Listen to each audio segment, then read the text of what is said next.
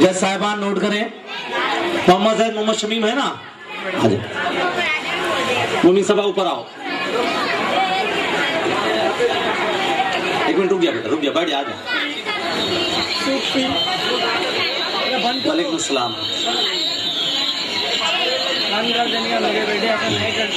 42 मोमिन सबा मोहम्मद सईद खशियत इलाही और उसके तकाजे।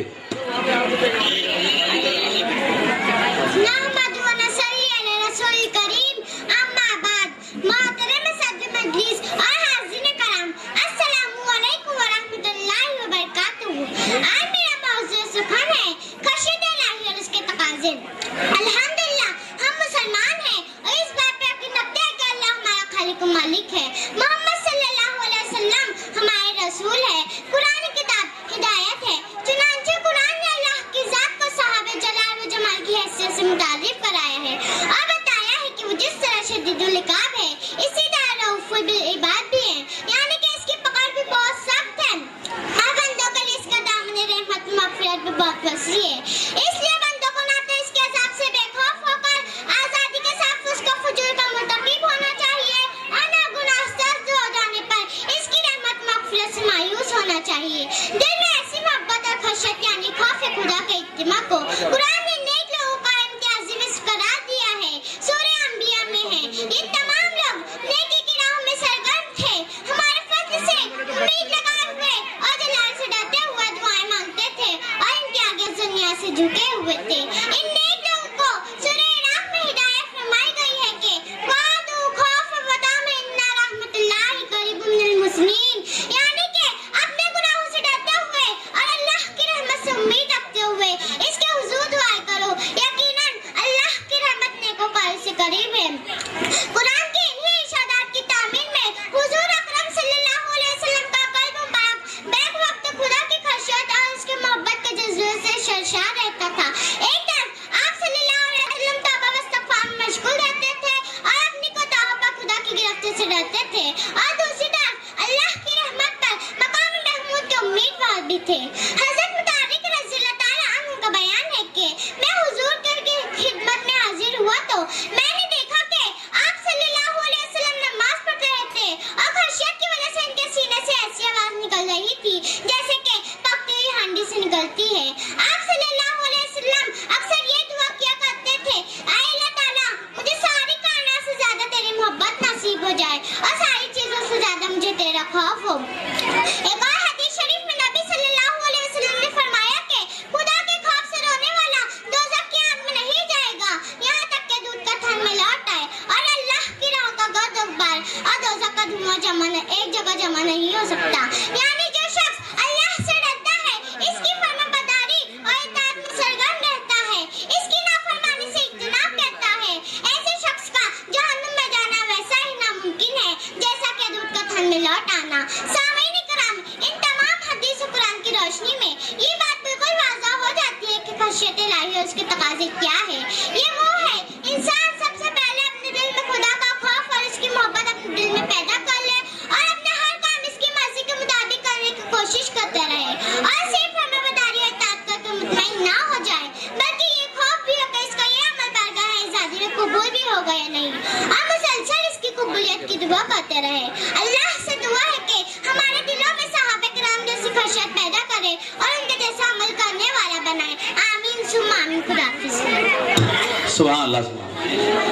खामोश रहें सब बच्चे, एकदम खामोश हो जाएं। आवाज आएगी तो मैं यहाँ नोट करता रहूंगा और सबका नंबर मैं काट लूंगा। जज लोग काटेंगे नहीं, मेरे हाथ में है ही नहीं। चलो, शेख जवेरिया मोहम्मद रियाज है, हाथ उठाओ, आ जाओ, आ जाओ बेटा जैद। जज साहिबान नोट करें, सीरियल नंबर 43 मोमिन जैद मोहम्मद शमीम रसूल कायनात सल्लल्लाहु अलैहि वसल्लम और इल्म नफ्सियात। बहुत दिख रहा है, बहुत दिख रहा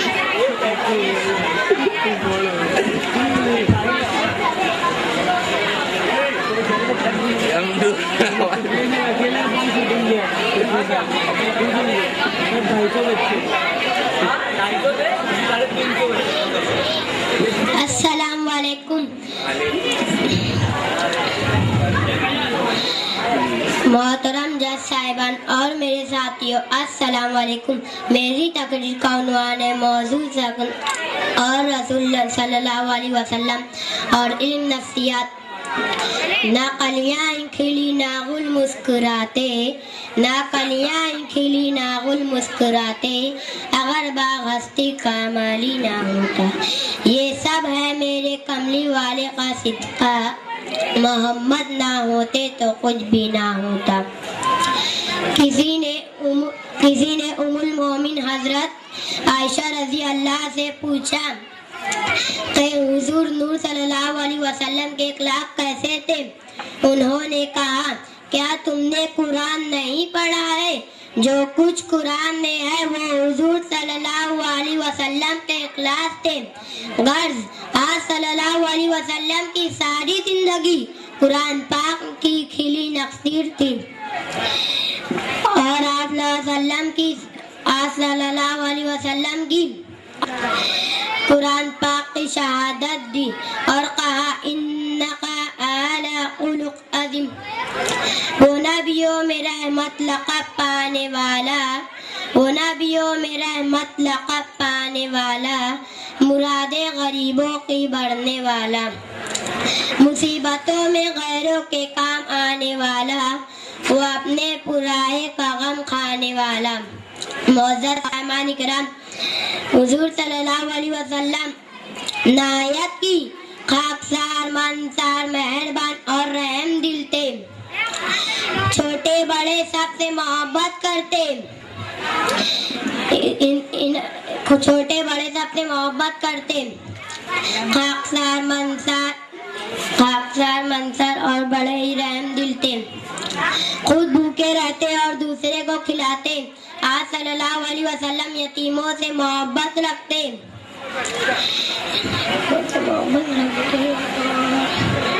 اور درجائی کرتے۔ آج صلی اللہ علیہ وسلم کی ساری زندگی قرآن پاک میں تھی، قرآن پاک میں۔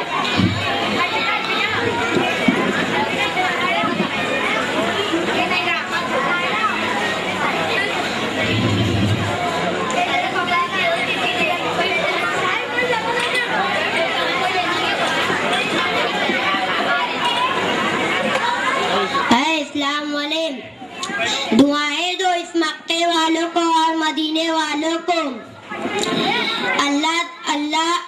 آج اللہ کی نبی صلی اللہ علیہ وسلم کی طریقوں میں ڈل جاؤ۔ اس جیسا قدردان نہیں، اس جیسا مہربان نہیں، اس جیسا محبت کرنے والا نہیں۔ محترم جج صاحبان، میں اپنی تقریر ختم کرنے سے پہلے ایک شعر پڑھتا ہوں۔ ترسنت سے چہرے سجا لیجئے، ترسنت سے چہرے سجا لیجئے،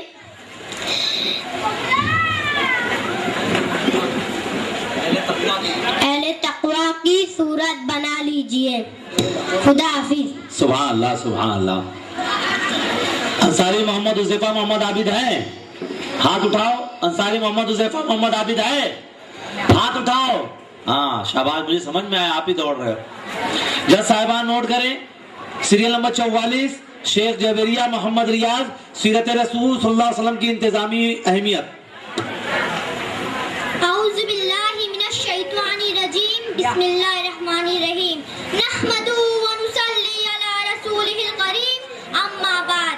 محترم المقام صدر مجلس اور شرکان محفل، السلام علیکم ورحمۃ اللہ وبرکاتہ۔ یہ واجب ہے تم پر کہ بیٹھو ادب سے، یہ واجب ہے تم پر کہ بیٹھو ادب سے، یہ محفل ہے ذکر رسول خدا کی، یہاں چو بھی کرنے کی جرات نہ کرنا، یہاں چو بھی کرنے کی جرات نہ کرنا، بڑی ہی سزا ہے یہاں ہر خطا کی۔ جی ہاں سامعین اکرام، آج کی اس مبارک اور بابرکت مجلس میں میں اس ذات اقدس صلی اللہ تعالیٰ علیہ وسلم کے شان میں لب کشائی کی صورت کر رہی ہوں، جو سارے عالم کے لیے تا قیامت رحمت بن کر محبوس ہوئے ہیں۔ حاضرین، یہ میری اقبال مندی اور بخت آوری ہے کہ اللہ تعالیٰ نے مجھے اپنے حبیب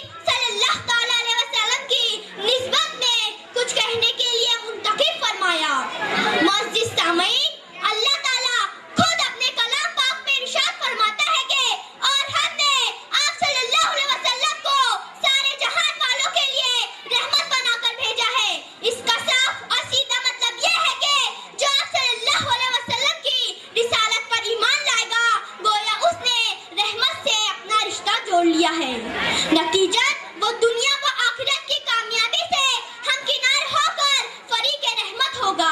इस एतबार से बिला किसी तफरीक के अल्लाह ताला ने आप सल्लल्लाहु अलैहि वसल्लम को सारे जहान वालों के लिए रहमत करार दिया है, जिसकी गवाही खुद कुरान दे रहा है।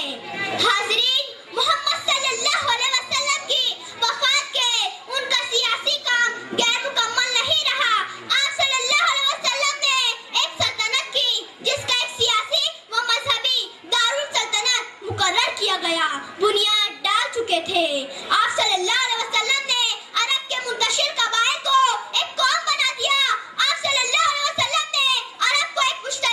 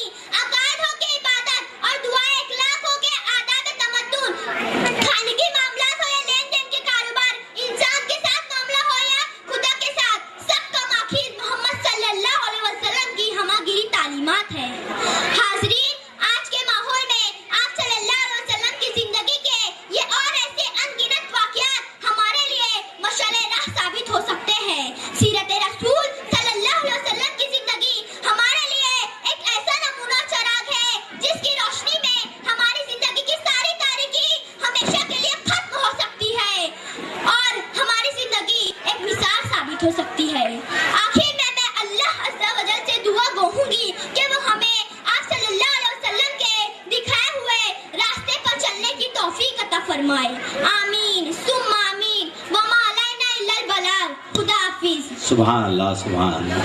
انصاری ام مریم محمد آصف ہے؟ ہاتھ اٹھاؤ.